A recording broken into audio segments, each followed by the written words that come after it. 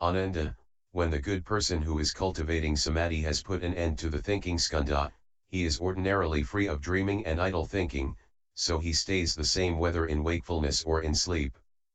His mind is aware, clear, empty, and still, like a cloudless sky, devoid of any coarse sense impressions. He contemplates everything in the world, all the mountains, the rivers, and the vast land as reflections in a bright mirror, appearing without attachment and vanishing without any trace. They are simply received and reflected. He does away with all his old habits, and only the essential truth remains. From this point on, as the origin of production and destruction is exposed, he will completely see all the 12 categories of living beings in the 10 directions. Although he has not fathomed the source of their individual lives, he will see that they share a common basis of life, which appears as a mirage shimmering and fluctuating and is the ultimate, pivotal point of the illusory sense faculties and sense objects. This is the region of the formation skandha.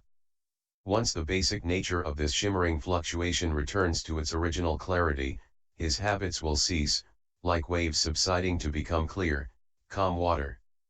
This is the end of the formation skandha. This person will then be able to transcend the turbidity of living beings. Contemplating the cause of the formations. Skandha, one sees that subtle and hidden false thoughts are its source. 31. Ananda, you should know that when such a good person has obtained proper knowledge in his practice of shamatha, his mind is unmoving, clear, and proper, and it cannot be disturbed by the 10 kinds of demons from the heavens. He is now able to intently and thoroughly investigate the origin of all categories of beings. As the origin of each category becomes apparent, he can contemplate the source of the subtle, fleeting, and pervasive fluctuation.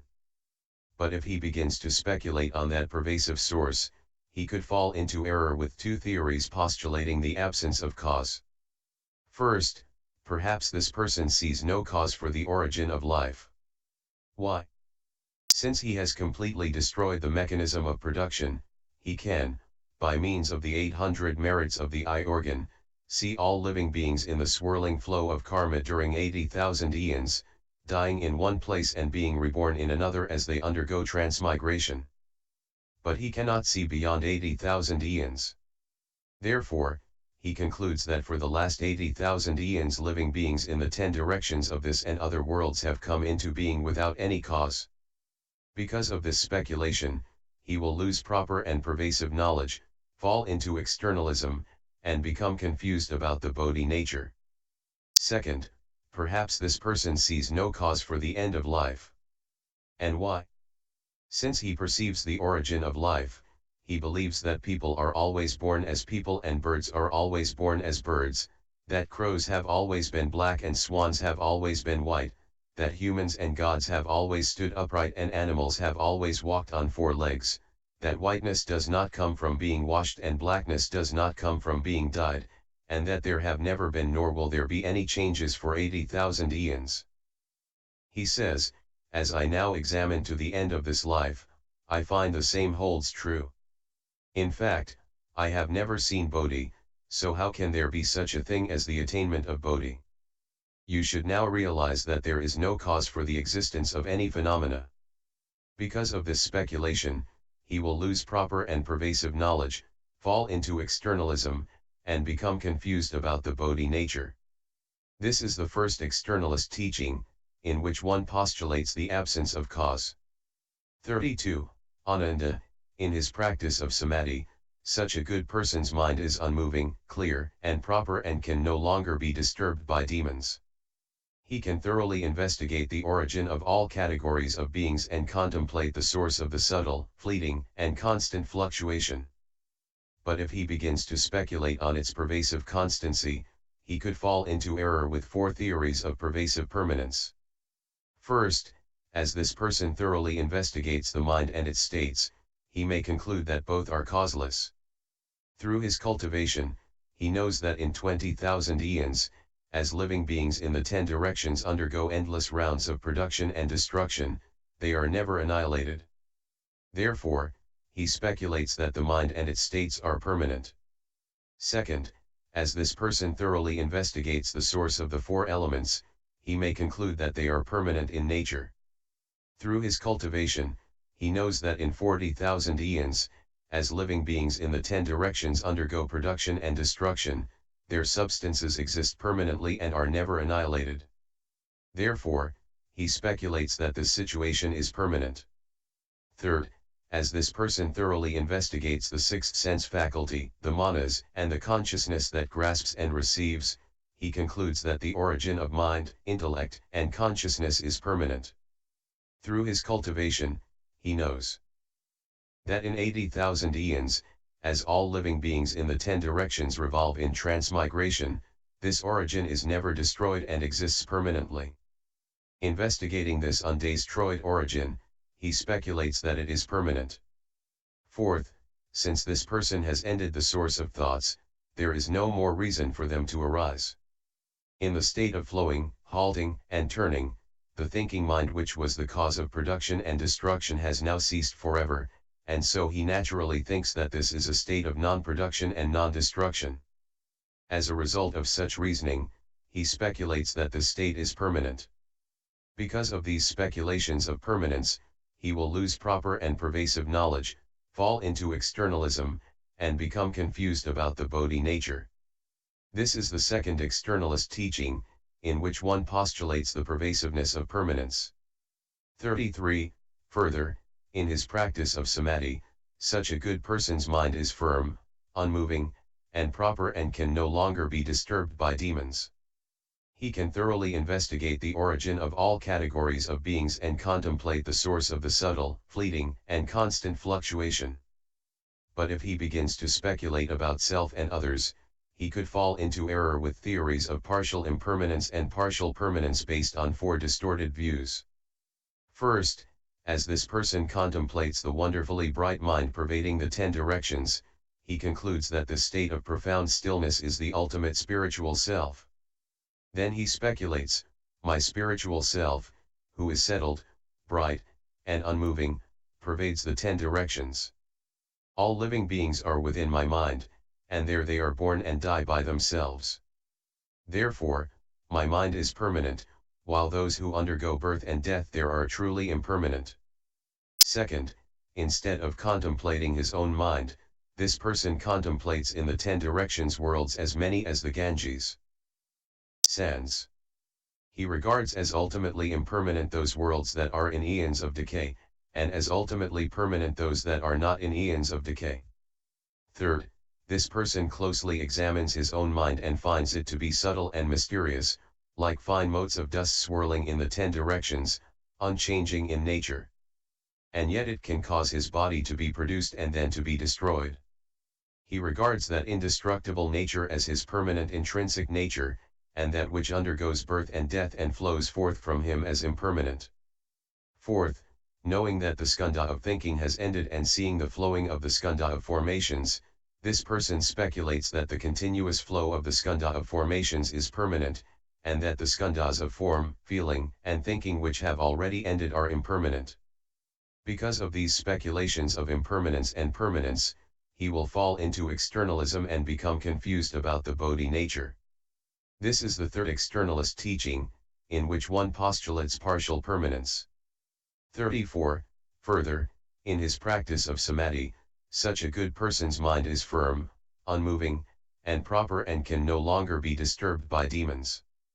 He can thoroughly investigate the origin of all categories of beings and contemplate the source of the subtle, fleeting, and constant fluctuation. But if he begins to speculate about the making of certain distinctions, he could fall into error with four theories of finiteness. First, this person speculates that the origin of life flows and functions ceaselessly. He judges that the past and the future are finite and that the continuity of the mind is infinite. Second, as this person contemplates an interval of 80,000 eons, he can see living beings, but earlier than 80,000 eons is a time of stillness in which he cannot hear or see anything. He regards as infinite that time in which nothing is heard or seen, and as finite that interval in which living beings are seen to exist. Third, this person speculates that his own pervasive knowledge is infinite and that all other people appear within his awareness.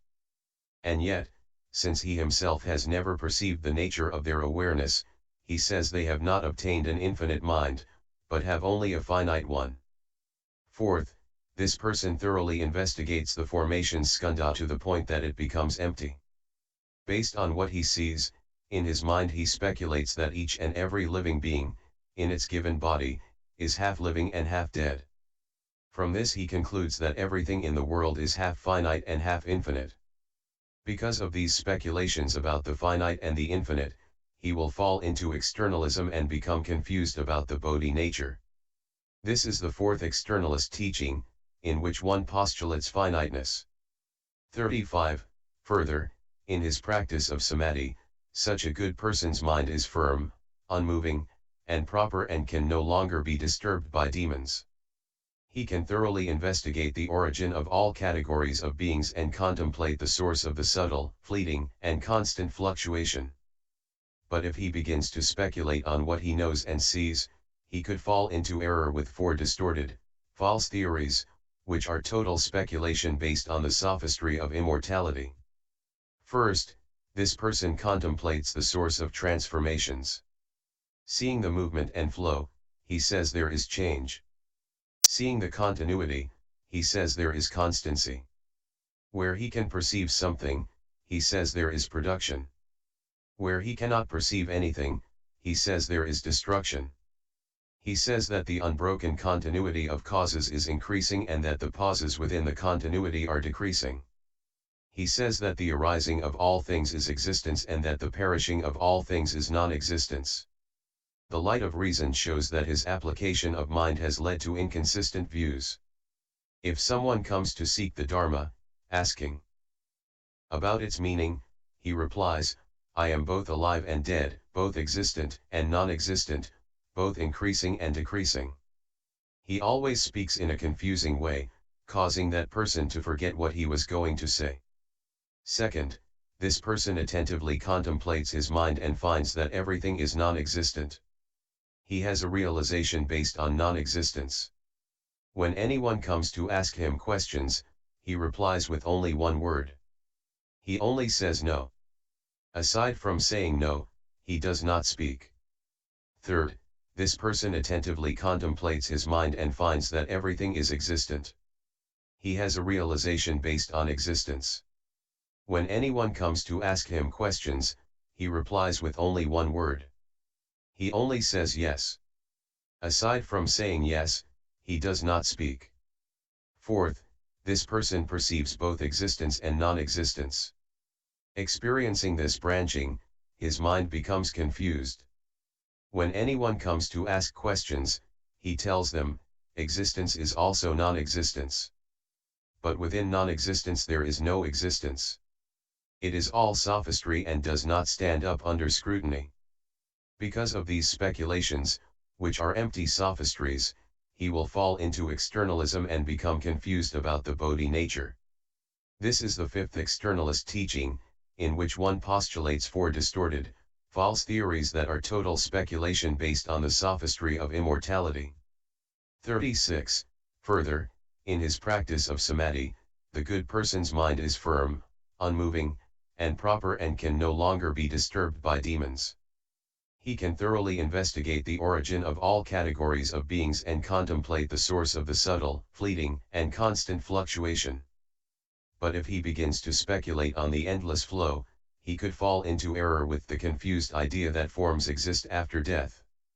He may strongly identify with his body and say that form is himself, or he may see himself as perfectly encompassing all worlds and say that he contains form, or he may perceive all external conditions as contingent upon himself and say that form belongs to him, or he may decide that he relies on the continuity of the formation skandha and say that he is within form. In all of these speculations, he says that form exists after death. Considering back and forth in this way, he comes up with 16 cases of the existence of forms.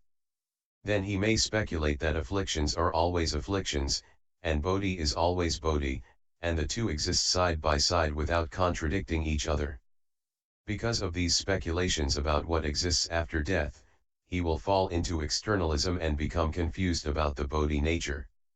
This is the sixth externalist teaching, which postulates confused theories of the existence of forms after death in the realm of the five skandhas. 37.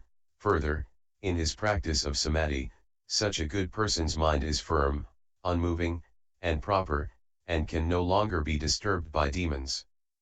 He can thoroughly investigate the origin of all categories of beings and contemplate the source of the subtle, fleeting, and constant fluctuation. But if he begins to speculate on the skandhas of form, feeling, and thinking, which have already ended, he could fall into error with the confused idea that form do not exist after death.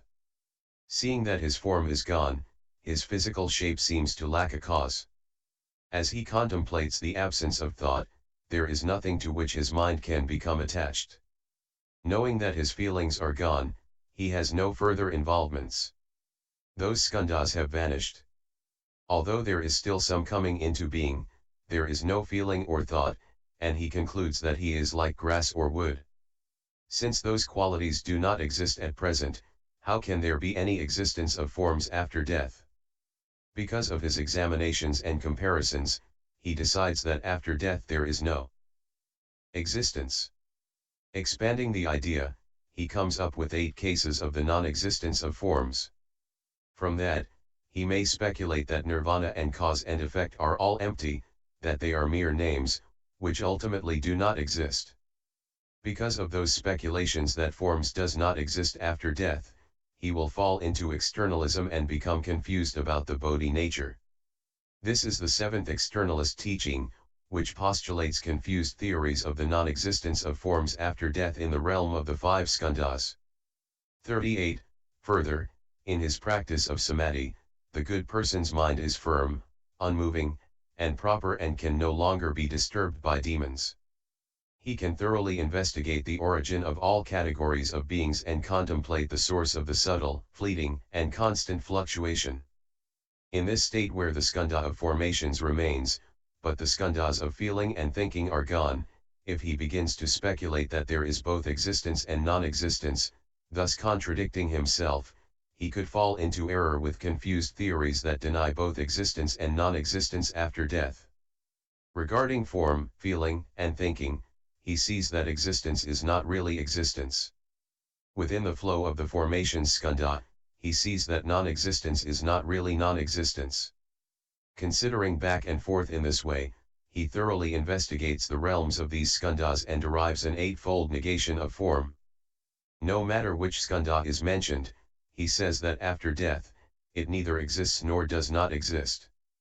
Further, because he speculates that all formations are changing in nature, an insight flashes through his mind, leading him to derive a negation of both existence and non-existence. He cannot determine what is unreal and what is real. Because of these speculations that deny both existence and non-existence after death, the future is murky to him and he cannot say anything about it.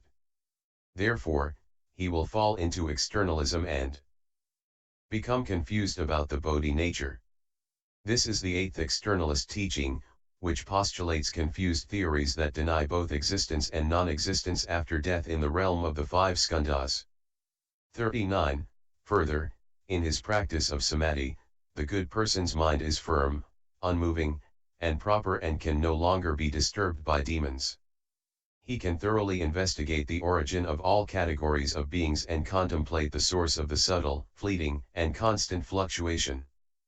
But if he begins to speculate that there is no existence after death, he could fall into error with 7 theories of the cessation of existence.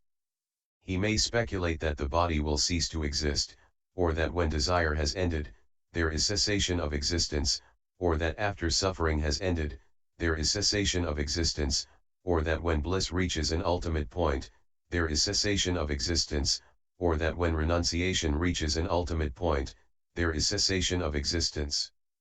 Considering back and forth in this way, he exhaustively investigates the limits of the 7 places and sees that they have already ceased to be and will not exist again. Because of these speculations that existence ceases after death, he will fall into externalism and become confused about the Bodhi nature.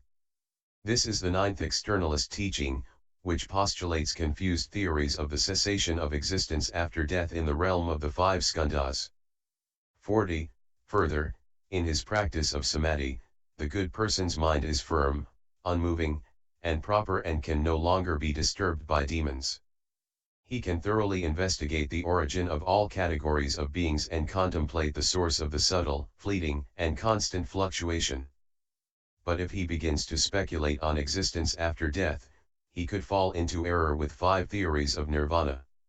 He may consider the heavens of the desire realm a true refuge, because he contemplates their extensive brightness and longs for it, or he may take refuge in the first dhyana, because there his nature is free from worry, or he may take refuge in the second dhyana, because there his mind is free from suffering, or he may take refuge in the third dhyana, because he delights in its extreme joy, or he may take refuge in the fourth dhyana, reasoning that suffering and bliss are both ended there and that he will no longer undergo transmigration.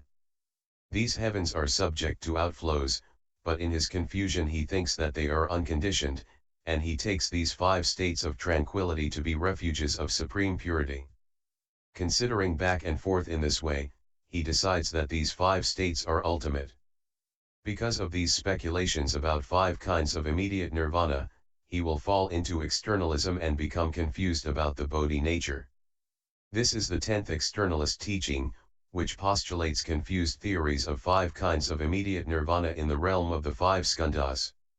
Ananda, all 10 of these crazy explanations may occur in dhyana as one's mental effort interacts with the formation skandha. That is why these insights appear. Dull and confused living beings do not evaluate themselves. Encountering such situations, they mistake their confusion for understanding and say that they have become sages, thereby uttering a great lie. They will fall into the relentless hells. After my nirvana, all of you should pass on the Tathagata's teachings, transmitting and revealing them to those in the Dharma ending age, so that living beings everywhere can awaken to these truths. Do not let demons arise in their minds and cause them to commit grave offenses. Offer protection so that deviant views will be eradicated. Teach them to awaken to true principles in body and mind, so that they do not stray off the unsurpassed path. Do not let them aspire to and be content with small attainments. You should become kings of great enlightenment and serve as guides of purity. End of the Formation Skandha. Volume 8, Part 5. Ananda, when that good person, in cultivating samadhi, has put an end to the formation skandha, the subtle, fleeting fluctuations, the deep, imperceptible, pivotal source and the common foundation from which all life in the world springs are suddenly obliterated. In the submerged network of retributive karma of the pujala, the karmic resonances are interrupted. There is about to be a great illumination in the sky of nirvana. It is like gazing east at the cock's last crow to see the bright glow of dawn already appearing.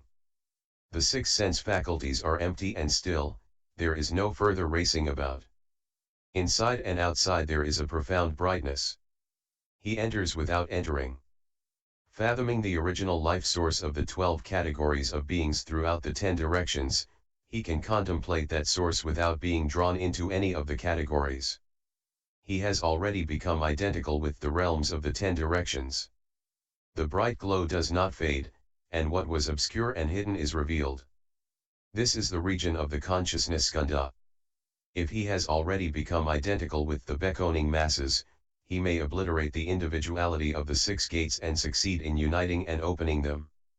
Seeing and hearing become linked so that they function interchangeably and purely. The worlds of the 10 directions and his own body and mind are as bright and transparent as Vaidurya. This is the end of the consciousness skandha. This person can then transcend the turbidity of lifespans. Contemplating the cause of the consciousness skandha, one sees that the negation of existence and the negation of non-existence are both unreal, and that upside-down false thoughts are its source. 41. Ananda, you should know that the good person has thoroughly seen the formation skandha as empty, and he must return consciousness to the source. He has already ended production and destruction, but he has not yet perfected the subtle wonder of ultimate serenity. He can cause the individual sense faculties of his body to unite and open.